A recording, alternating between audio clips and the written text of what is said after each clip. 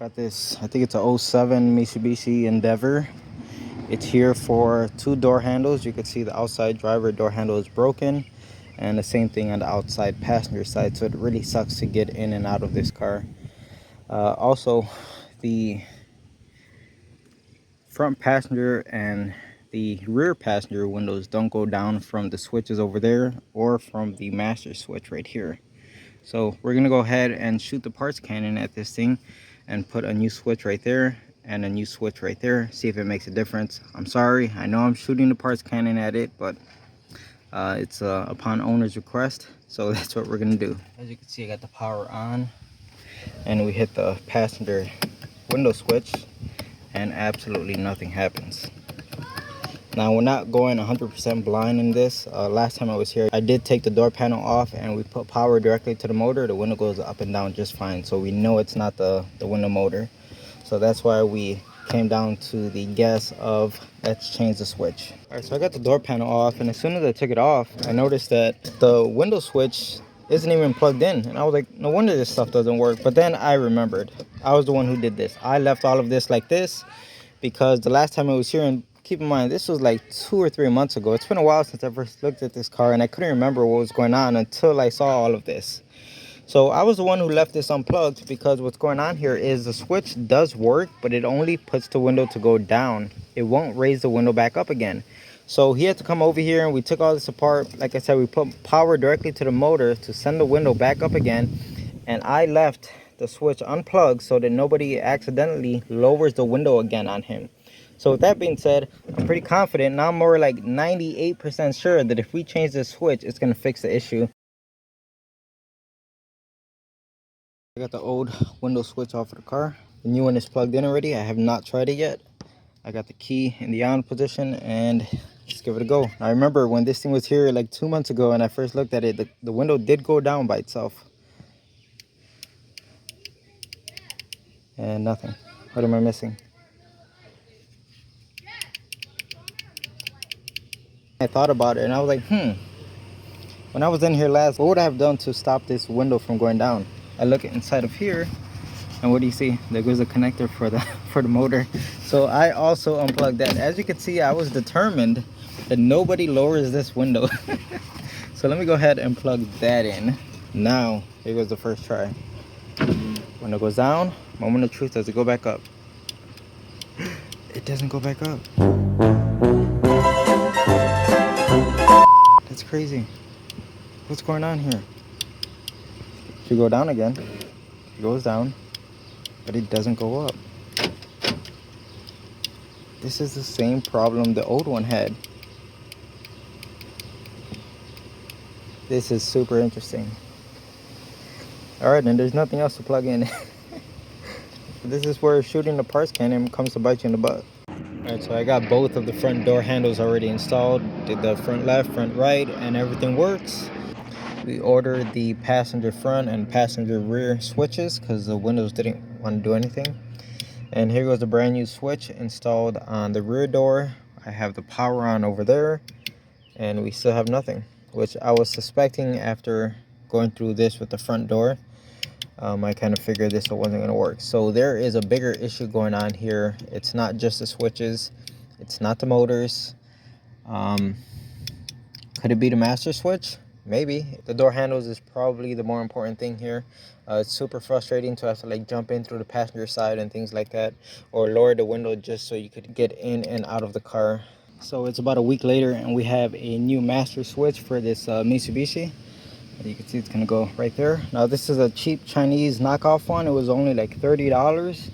And the reason for that is because we're not really sure if this is gonna fix the car. Sorry for shooting the parts cannon at it, but since we're not sure at it, we're not gonna go out and spend, you know, $150 for an OEM one or whatever the heck it costs. So $30 isn't too bad for shooting the parts cannon. Shh, look away. But of course, if it doesn't fix it, I don't charge. So, you know, I feel bad.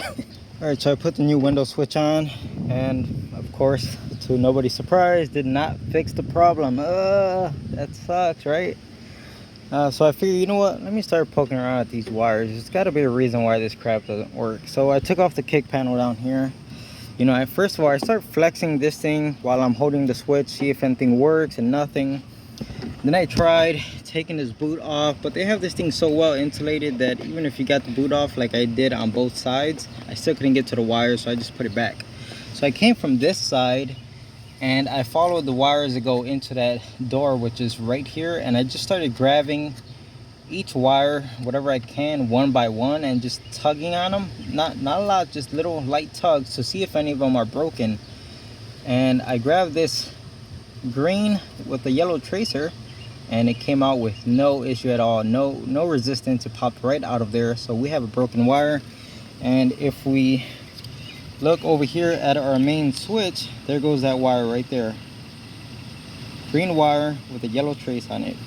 So there was never switches to begin with. This thing just needs some wires fixed, and I'm pretty sure it's going to fix all the issues that are going on with this car. So let me start digging into this and get this thing fixed right. My better judgment was telling me that there is a wire issue on this car, but for some reason I listened to the customer and he's like, well, let's just replace the switches. I was like, all right, fine, if you want, let's do it. Should have known better. Anyway, we're gonna get this thing fixed, but it just sucks that we had to throw switches at it for no freaking reason. It's a good thing that we bought cheap switches. So like all in all, we probably have like $50 worth of switches here. I know it's still a waste of $50, but it's not like we spent 400. All right guys, so this is turning into a can of worms. As you can see, I decided to like jump the main wires that I'm finding that are broken to see if I could get the windows to work, you know, just to confirm that if we fix these wires, it's going to fix the issue. The thing is, I found two big main wires so far, which is the green with the yellow trace and the green with the white trace. I tried to jump both of them at the same time and we still can't get the windows to work, but I'm still not done pulling on each of these wires. So far we have 3 broken wires. We got the 2 green ones and I found this orange one so far, and here goes another one. Okay, so I'm just going through the wires one by one and just giving them light little tugs, nothing crazy, just like that. And it doesn't take much. Look, here goes another one. Doesn't take much to find all the broken wires. That is crazy. So let's keep going through them and see how many we have. Now I'm just kicking myself in the head right now for not doing this in the beginning, you know, instead of just freaking shooting the parts cannon. So we have 1, 2, 3, 4, 5 broken wires here. I can't possibly jump all of them at the same time because I don't have enough jumper cables. Should probably invest in more, huh? I didn't realize this, but I actually got 3 main wires to connect. So I got 2 heavy-duty green ones and I got this large orange one to connect. By just jumping the 2 green ones, the windows still don't work. So I'm gonna try getting all 3 of them together. But like I said, I don't have enough jumper wires, so right now I'm making more. As you can see, I got this red wire right here, and I have these connectors that I have a few of them that I picked up from Harbor Freight. So here I am just crimping on the ends right here to make a few more jumper wires, and hopefully we could just do a proof of concept. I just want the windows to work. Once the windows work, then I'll go ahead and just start fixing all this stuff. Of course, it needs to be fixed, but we need to confirm that it's gonna fix the actual problem first. All right, so I gave up on this because no matter how many wires I tried to jump from here over to the switch, I still can't seem to get anything to work. So these things just have to be fixed. And while we're in there, we'll just check the rest of the wires really good and make sure nothing else is broken. Too much crap going on here all at once. These wires need to be fixed. Since all of this stuff is gonna have to get fixed properly, it's not gonna happen today. So what I did is I put some liquid electrical tape right here where I punctured the 2 wires to plug that up.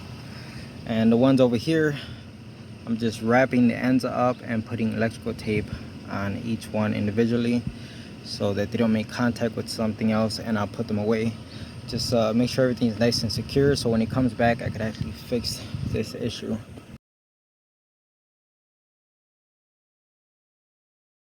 Just got this Silverado dropped off. It came in for an oil change, but it's just typical things that I see every single time with most cars that people drop off. Comes in for an oil change and like, oh, sometimes it doesn't want to start, so it's a random no crank, right? Can you look at that while it's here? Can you check all my fluids? Oh, there's also a clicking noise coming from underneath the dash. Can you look at that? Or there sounds like what she said, electrical wires touching inside. If I could look at that. Wait, so you want me to do your oil? You want me to charge you for an oil change? But you want me to diagnose all these problems? No, no. Now, before, what I used to do is when people kept saying, "Oh, can you do this?" I'd just say, "Yeah, yeah, yeah, I'll look at it." And guess what? I spent all day looking at a freaking car and I get screwed over not getting paid for it because I didn't tell them up front. Now, sorry, not doing it anymore. Okay, I'm tired of getting screwed over like this. So from now on, like say this is a perfect example, and I just told a lady.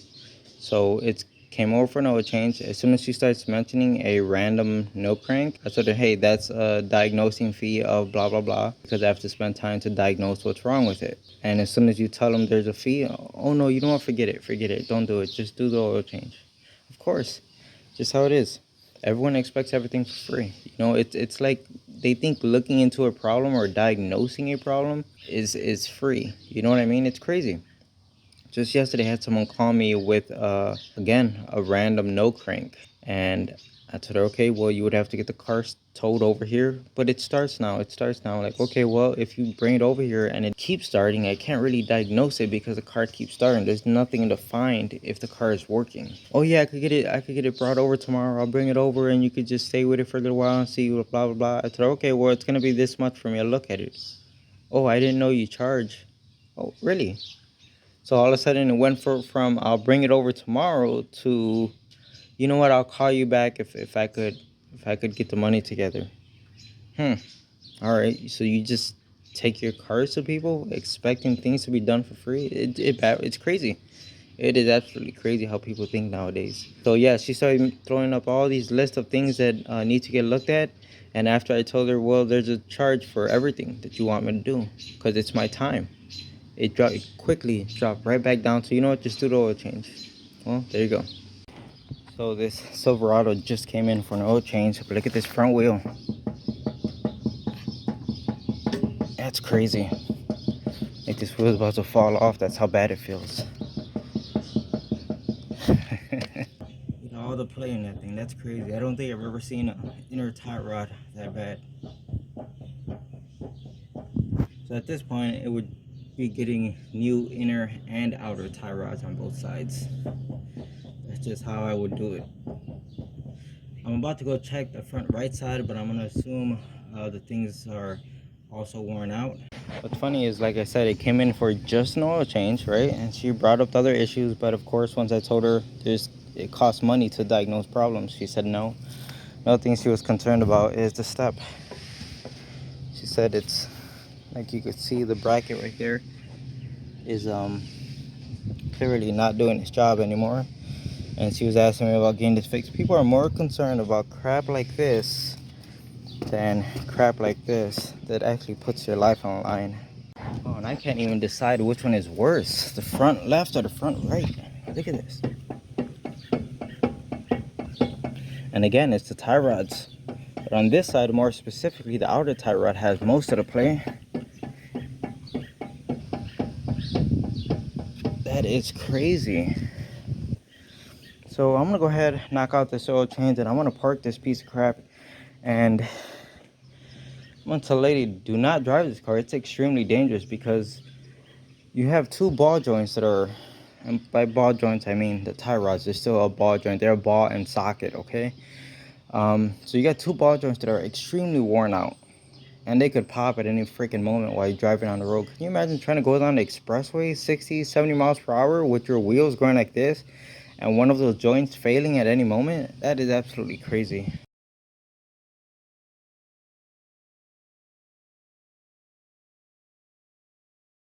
2010 Hyundai Sonata here. It came in because it started to overheat, right? So my first impression was maybe it's low on coolant and that's what's causing it to overheat. Now keep in mind, maybe like less than a month ago, this thing had a new radiator placed in it. And not sure if anyone remembers, but this is a car that I put the front struts on it. And whoever put the radiator in, he forgot to plug in the harness right there for the fans. So all I did was reconnect the harness. I want to check the coolant. So this thing is topped off. I took the cap off of here, and this thing's completely full of coolant. So we know it's not low on coolant. That's not causing an overheating issue. I wanted to see if there was any leaks or anything, just to double check. So I took off the serpentine belt and I checked for play. There's a little bit of play in the shaft for the water pump, but nothing major, and I don't see any drips or anything underneath it, so I'm gonna leave it alone for now. My next assumption was it has to be a thermostat that's sticking or not working correctly, right? But I figured before I go ahead and call a thermostat, let's make sure the fans are turning on. So that's where I'm at right now.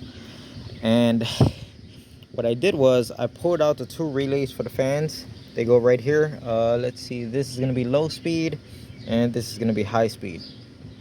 So all I did was I grabbed my relay bypass, and you put this in one of the slots, and it's really snug. It's just the way Hyundai designed this. It isn't really made to take anything besides the relay that belongs there. But I managed to get it in, and once you hit the on switch, we get no fans. Okay, and if I come over here, again, no fans. And I thought maybe I'm just not making good contact with this thing, right? So I grabbed one of my other tools, which is this one right here, and I managed to get this to go in. And then I put the relay jumper or bypass on top of it. Again, hit the switch and nothing. So this is not working, right? So next thing is we have right here a 40 amp fuse for the cooling fan. See if you guys can see that. See, it says cooling fan 40 amp. That's this one right here. I already confirmed that the fuse is good. I even pulled it out and make sure we have power. So there's no problem with that. The fuse is good and we do have power coming to it. Now it's time to pull out the power probe. So if we come on this side, let me turn off this noise. We have our ground that's going through the cooling fan, and then we have our power. Okay, let's go on the other relay. Again, our ground and power. Here's the thing, so since we have power right here and this is finding a ground through the cooling fan, when I give this power right here, that fan should turn on. So power and absolutely nothing. Let's go over to the other relay, which is the high speed. So here goes our power, and here goes the ground through the cooling fan. So again, if you give it power, that fan should turn on. And again, absolutely nothing, no cooling fans. So that's why this car is starting to overheat. It's not crazy overheating. The owner just said it's going like, you know, 2 or 3 lines past the normal range, and it's starting to get hotter and hotter outside, so she's gonna start to notice it even more. So even though that cooling fan connector that sits right here is plugged in, I know it's plugged in, the fans still don't work. Now I don't know what's going on here. I didn't put the radiator in this, and honestly I don't even know if the cooling fans were working before the radiator job even got done. That's where I'm at right now. So I just want to catch you guys up. I got that plastic air duct out of the way. It was right here, and I've already gone ahead and disconnected the harness. Now, first thing that I noticed and really caught my attention is this style of fan assembly, because I just ran across this same exact issue on a Chevy Sonic not so long ago, and the cooling fan wasn't working, and it turned out to be the little resistor that sits right behind here. And this Hyundai uses the same exact design, and we had to replace the entire fan assembly because this resistor, it's either difficult to get separate or you just can't get it, and you got to replace the whole assembly. And I actually still have that cooling fan off of that Chevy Sonic I was just talking about. So here goes right here, and here goes the resistor, which I said looks very similar. So if you look on the back side, there it goes. And that's why this one got replaced. So if I was a betting man, I'd say we are going to find our power at the end of this connector, and what's going to be bad here is this resistor, and we may end up having to replace this entire fan assembly. All right, so I got my relay bypass on the low speed fan. So when I grab the power probe, now I'm not jamming it inside of here, I'm just touching it. Let me turn this noise off again. You guys can, where's the light at? Okay, so you guys can see we have our ground, and this is going to be the low speed right here. So let's see if I can set this up for you. I'm going to go ahead and turn on the low speed fan. And what do you know, there goes our power. So just so you guys can hear it. All right, so now we're getting power to low speed. I'm gonna go ahead and turn off the low speed fan. There it goes. So let's try the same exact thing for the high speed. All right, let's touch the other pin, hit the switch. There we go. It's a done deal, guys. That's it for this diagnosis. This thing needs a fan assembly, and that's it. That's why this car is starting to overheat slightly. It has nothing to do with the cooling system. There is no leak in the system. There's no bad water pump or a bad thermostat. The fan simply isn't turning on to pull air through the radiator to keep the car cool. So that's it with my diagnosis. I'll call the owner and let her know what's going on so we could order the correct part. So I was able to take off the resistor because it's nice that it has a plug on each side, and you can just see how old and crusty this thing looks. And you're probably wondering, why don't you just replace the resistor? And that's probably a good option if your fan still works. So as you can see, this wire or this connector right here goes directly to the fan. There's nothing else involved. You can see I got my ground on this pin, and as soon as I give it power, that fan should turn on, and the fan is not turning on. Okay, and yes, I tried reversing the polarity, did not make a difference. This fan does not work. Who knows, it is possible that this resistor still works, but when you buy a brand new fan assembly, it's going to come with a new resistor anyway. So this fan assembly is no good. It needs to get changed out. There's really no more testing to be done here. It's a few days later and we are back with this Hyundai. We got a new fan in. Now, we did not buy an original fan because it turns out this original fan in the car cost over $400 and the customer wasn't having that. So we went on Amazon, I believe, and it was about $100. So big price difference. And honestly, side by side, the parts look identical. I can't really tell a difference. Who knows, maybe it's an OEM supplier or the aftermarket is just getting that good at copying the original. Anyway, you can see I got the power probe connected, got my ground on it already, and I disconnected the harness from the relay or the resistor to bypass that. So if we get power, let me turn that off. If we get power directly to the fan, it should turn on. Sorry, I'm making bad connection here, but there it goes. So we know the fan works. We tested this one already. This one does absolutely nothing when we give it power directly to the motor. So let's go ahead and pop this thing on. Okay, so the new fan is installed. Everything is all buttoned up. We got it plugged in. And honestly, this thing fit like a glove. It's almost like it is an OEM supplier for Hyundai without having the Hyundai stamp on it, obviously. But let's keep an eye on the fan right there. Okay, so I got my relay bypass already in place. I removed the low and the high speed relays. So right now we got it on the low speed. So let's go ahead and keep an eye on the fan. And I'm gonna go ahead and hit the switch for the low speed fan. And there it goes. As you can see, it works. So let's go ahead and switch this over to the high speed, which is just gonna be the one right next to it. Okay, so let's hit the switch. Well, let's let the fan stop first. Okay, so it stopped. I'm gonna go ahead and hit the switch now.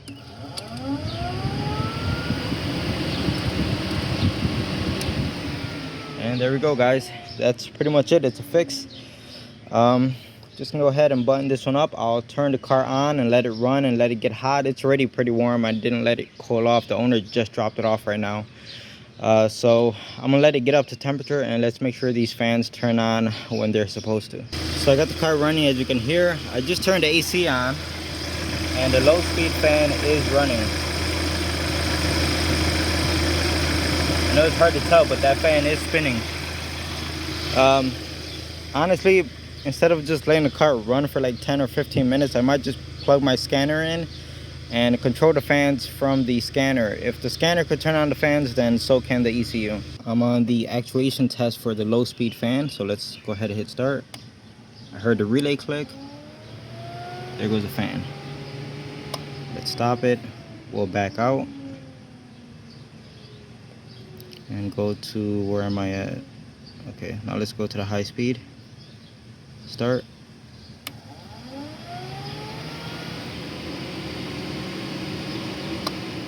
Alright guys, so that's it for this one. That's a fix. The owner's not going to have any more overheating issues while he's sitting in traffic, because that's exactly what she said. She said she noticed it only overheats when he's sitting in traffic, which makes perfect sense, right? The car is not moving, so there's no airflow going across the radiator, hence the reason why you need your fans working. But that's a fix for this one. Let's go on to the next car.